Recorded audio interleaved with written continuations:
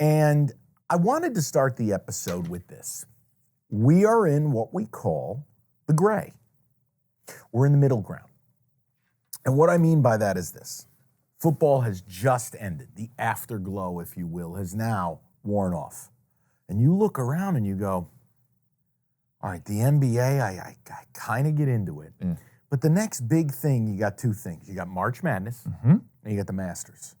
And you're about a month away, right? So I said, you know what? I'm going to save the podcast. I'm going to save the people. And I wanted to help the two of you. I have what I deem to be the greatest sports gambling, sports betting television series to ever be created. I have it available to you if you use two different streaming platforms that I know of. One being Apple TV, Apple Plus, whatever you call it. I've got it. Or Prime Video. Got it too. So let me sell this to you. And I want to see if we can get, not just me, but get Cash the Ticket's ever-growing massive audience to join the revolution. Before you sell it, when I got your text, I thought you were fucking with me. I thought this was a show so bad That hurts my feelings. that we had to watch it because it was so bad. No. But no, this is actually a good show. No, it's a great show. Like, I mean this. It's not good. It's great. Does this star anybody we would know? No. Here's the best part. It's reality television. It stars real gamblers, real degens. Is it like one season, two seasons? One season, which is a tragedy. So let me. Was it coming back? Is this new? No, just, all right, here. Okay, I'm sorry. I'm jumping the gun. You can tell Jim's dying for something to watch. Yeah. Okay, so let's do, people. I want you to just listen to the words that are coming out of my mouth, all right? So for one, this is not some low-rent production. You will be tuning into high-end NBC-style production. You're going to have real sports clips. You are going to have real, like, cutscene and it's polished production. So I don't want you to think you're turning into, like, Wayne's World. Okay. This is real, high-end, ESPN-style production. Do we all understand? Yes. Okay. 2, you are getting elite characters with elite stories. You run the gamut because they're all gamblers and they're all interesting and quirky and some are loathsome, some are lovable and everything in between. More on the characters after we discuss the actual show. What I term this show as is this: whether you are betting basketball, football, ping pong, airplane, horses, hockey, it doesn't really matter. We are all sports bettors. We all enjoy this. This is our enjoyment. So what I will say to you is, whatever they're betting on, it is truly immaterial to the quality of the show because of how great these characters are, how entertaining the show, how fast the show is. You will blow through the season of 10 episodes. I mean, it is unreal. So what I am bringing to the table today, it is high level, it is free. In essence, what I am bringing back to the table today is value. I'm back. With value. I love it. Okay. Now you're. What's it called? I feel like we're burying the lead here. No, we're not burying nothing because I wanted you to wrap your mind around what I'm presenting. I'm just saying what everybody's thinking. You're like, all right, Mike, you sold me. Hey, time spent listening is a metric. Radio pro over here. All right. The show is called Horse Players. This show premiered in 2014 on what then was the Esquire network, the Never magazine. even heard of it. I know. Just work with me. This is why you had to do the sell first. Wait, because I know. You're on a show 10 years old. Now here's the deal. We've all been entertained by the viral or YouTube clips of the horse gambler, smacking themselves on the ass with the program or, screaming. Okay. Understand, it doesn't matter if you don't like horse racing. Work with me. Here are just some of the characters. And again, they are gamblers. So whether they're betting baseball, football, horses, or in between, I've met a couple of these guys actually in my lifetime of going to horse racing tracks. So you have a father and son duo. Mm-hmm. Okay. The son, Peter Rotundo Jr., worked for the Breeders' Cup for a long time. Infinitely likable kid. The father reminds me a lot of my dad, minus the fact Peter Rotundo Sr., at the time this show was made, was 64. He was married to a 23-year-old. Power move. So so it's Team Rotundo, which is the father and son, and the father is the most lovable mush on the planet. And then their friend, a guy named Lee Davis. So they were both former Wall Street traders. One retired, one lost his gig, but these are like salt of the earth, Staten Island, Brooklyn people. So you got them. Another guy in the show has become a name.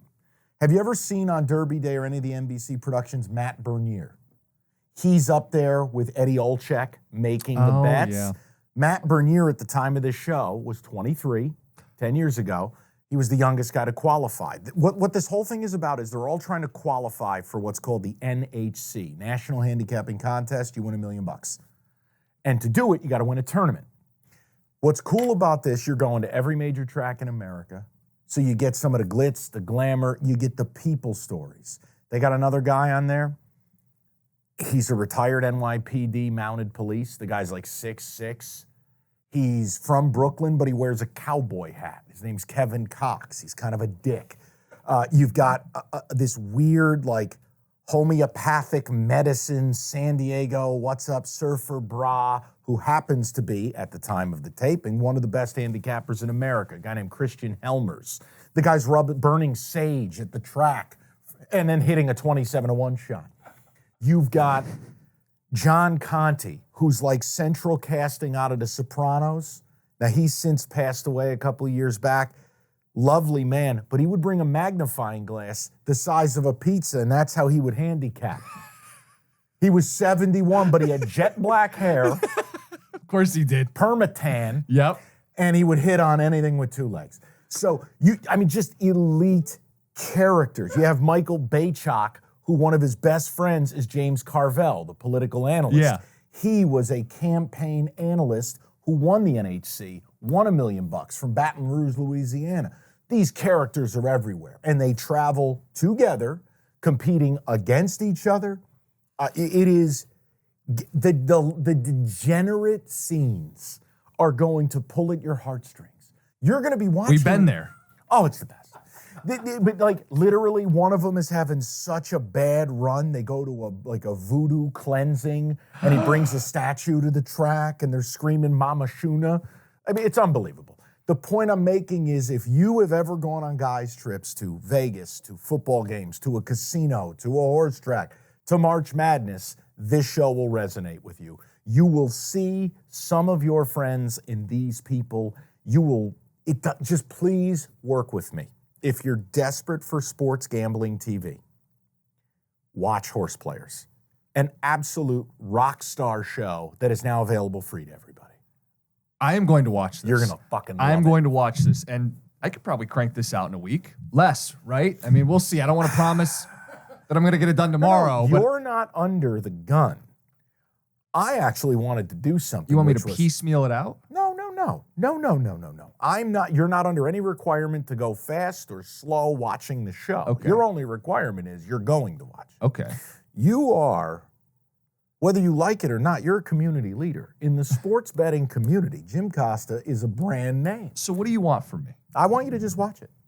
I want you to keep me posted on how far into it you are. And what Okay. I'd like to do is just to maybe on Friday this week, I'll check quiz in. you. Okay. I want to quiz you on a couple of the first episodes. Okay. Now, it won't be. Just the idea that I need to be quizzed on it. I'll watch it because I'm your buddy, your friend. You've okay. sold it. But for content, sure. Go ahead and quiz me on it. Here's what I really want to do. If it's as good as you say it is, It's I'm not better. going to need a carrot to I'm dangle. short selling it. better. These fucking guys are so nutso. Like, it's insane. How long is each episode? 45 minutes? I think it's like 48 minutes. Okay, that's sweet spot. They The took commercials are out. Yeah, okay. 45 to 48 minutes. So we're talking, It's 10 episodes. And again, it's a shame. It's a lot like HBO had a series, which was excellent with Nick Nolte. I think Dustin Hoffman was in it. It was called Luck. horse racing show. Didn't get brought back for a second year. But this is a great way. Because here's the question I would ask. And people, if you would be kind enough to leave a 5-star review on Apple or cashtheticketpodcast@gmail.com. This, to me, is the greatest sports gambling show in history. But what other suggestions do you have? Because here's reality. We're in the gray. We need to get ourselves to March Madness. And sure, I'll have some horse racing previews. We'll continue to give you college basketball. We're not going anywhere. But we need sports betting TV. Guys, if they would make a show like Horse Players with football bettors, oh my God. But because this was niche, I think the beauty is Horse Players are nuts. But it's also probably why it didn't get renewed for a second year. Very expensive to do this show with the travel.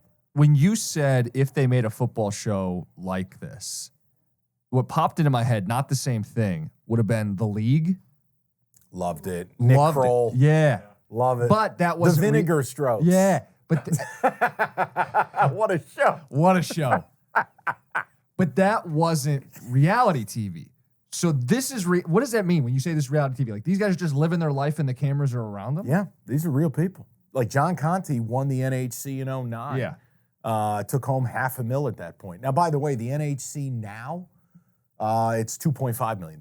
Just to show you inflation. Okay, yeah, there you go. But it is awesome. And what you get are the snippets because you're going to know who they're betting and what's on the line and some of the finishes of the races. You don't need to care.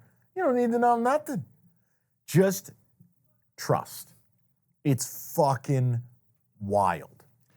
Sold. Horse Players. Best sports betting show, sports gambling show ever on television. And if you disagree, cashtheticketpodcast@gmail.com. All I ask is this, people. If you're looking for sports TV, I mean, hell, Jim hit me up that some guy, his wife was in labor and he was looking for a bet. Yep. All right, if you're looking for that type of stuff and you want some television, I got you. Watch it and then don't be afraid to hit us with a review. Because I'm going to tell you, I think it's fabulous. And I want you two to be totally upfront. Yeah. Evan, I know you'll watch. Lord knows, you're a TV maven. Jim, if you can find some time, I know you have your new schedule. Mm-hmm. This is AAA rated. I mean, this is great stuff. You're going to love this. I will follow up on Friday. It will be beautiful. This is going to be so good. And people, I need you to follow up. And I will sit here. I'll deal with the slings and arrows if you don't like it. But give it a couple episodes now. Give it a couple episodes. Okay. Telling you. 42 minutes each. Oh, that's not bad. Evan says 42 minutes an episode. Guys, it's so good. I saw the show 10 years 7 ago. hours, whole thing's done. I saw the show 10 years ago. That was my entertainment on the airplane to and from vacation. I knocked out the whole thing again. And that's why I texted both of you. I go, fellas, this is every bit as good as I remember. You got to come back.